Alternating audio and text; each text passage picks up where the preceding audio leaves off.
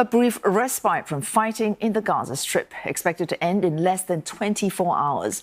Pressure is mounting on both Israel and Hamas to extend that truce beyond that when it expires tomorrow. Qatar says it's working with both parties to ensure the fourth and potentially final hostage prisoner swap proceeds without any delay later today. 39 Israelis, along with 17 Thais, 1 Filipino and 1 Israeli-Russian, have been freed since the start of the truce last Friday.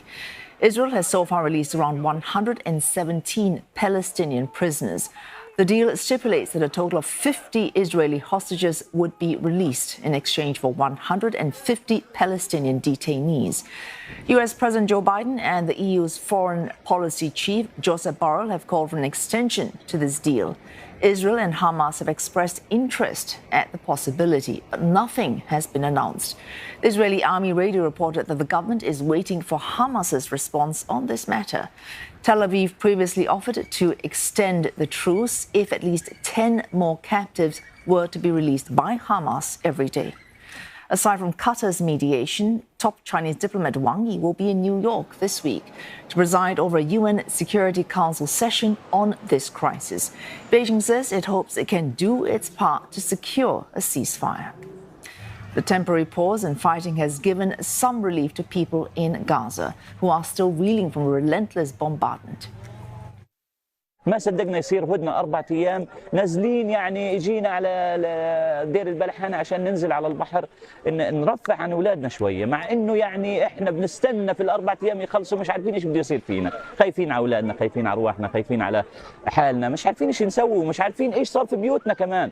يعني احنا قلنا ممكن نروح على بيوتنا، نطمن على بيوتنا، نطمن على حارتنا، نشم هوا بلادنا اللي في الشمال، مش قادرين، واقفين لك على صلاح الدين، وكل واحد اي واحد بحاول يتوجه من الجنوب للشمال بطخوا عليه. طب ايش نسوي احنا وين نروح؟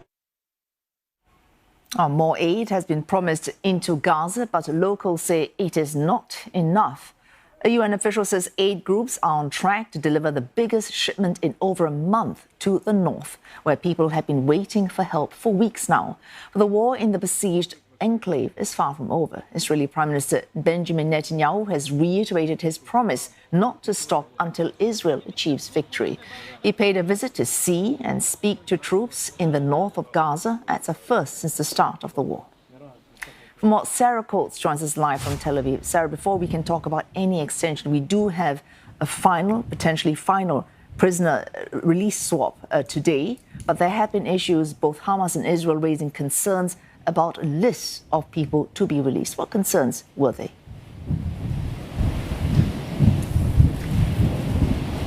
Hello there, Wei Su. Well, look, we do understand that right now Qatar is actually mediating between the two parties, Israel and Hamas, over these lists, as you mentioned.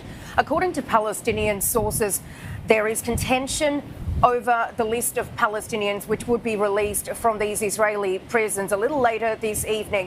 Apparently, there are 6 names that are not on that list that Israel has handed over, which Hamas says should be on that list. Now, we do understand that Hamas is urging Israel to implement what it's calling a seniority principle, which means that people who've been in jail for the longest should be the ones that are being released now, not people who were arrested after the October 7 massacre, which was obviously down in the south of Israel. So, look, this is what we do understand, that Qatar is mediating right now with a lot of concern over this last potential release of hostages. We do know that there are 187 hostages that still remain inside the Gaza Strip, and there is so much pressure on the Netanyahu government to get as many people out as possible during these ceasefire periods. Wei Su.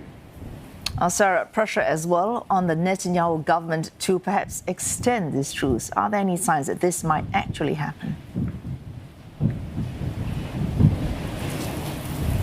Well, look, we have actually just heard from an Israeli government spokesperson who says that Hamas has been made aware that Israel is willing to extend this ceasefire if more captives can be released during that time period. That we know that according to the framework of this deal, when it was put in place, that there was this possibility for it to be extended by up to another 4 or so days.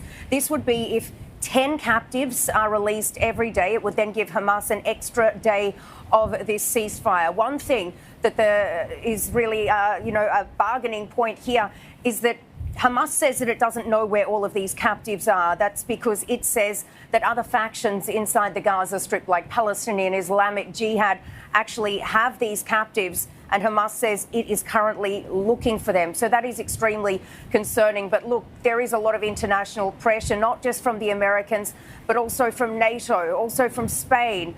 We do know that they are pushing Israel to extend this ceasefire, not only to get these captives out of the Gaza Strip, but also to increase this aid into the Gaza Strip through the Rafah crossing. We do know, according to aid groups and also the United Nations, that the situation remains dire and is only growing more critical by the day. I'm sure you can see this absolutely wild weather that we are facing right here in Israel at the moment. Well, that is exactly the same weather that they have right now down in the Gaza Strip. And if you can imagine, many of these people do not have a home to go to. They don't have anywhere to shelter. We're talking here about potentially 1.5 million people, maybe more, who are sheltering down in the south of the Strip. They've been forced from the north and they don't have a roof over their heads. So look, they are dealing with extraordinary circumstances down there. And aid groups continue to say that the food, the medicine, the water and the fuel that has come in is simply not enough. Wei Su. Well, thanks, Sarah Coates reporting live from Tel Aviv. A Thai Muslim group says that its efforts to speak directly with Hamas were paramount to ensure Thai hostages were among the first group to be released. Thailand's parliamentary speaker, Wan Muhammad Nur Matha, convened a group of Thai Muslims to travel to Tehran back in October to directly talk with a Hamas representative. Although the discussions weren't official, they were not condemned by Thailand's government either. The group says that it was the only party to hold such straightforward talks with Hamas. Mr. Wan Muhammad also expressed hope today that those still being held captive will be let go by early December. Although Thailand's foreign ministry is yet to respond to the group's claims, the foreign minister has thanked everyone involved in helping secure the release of the hostages so far.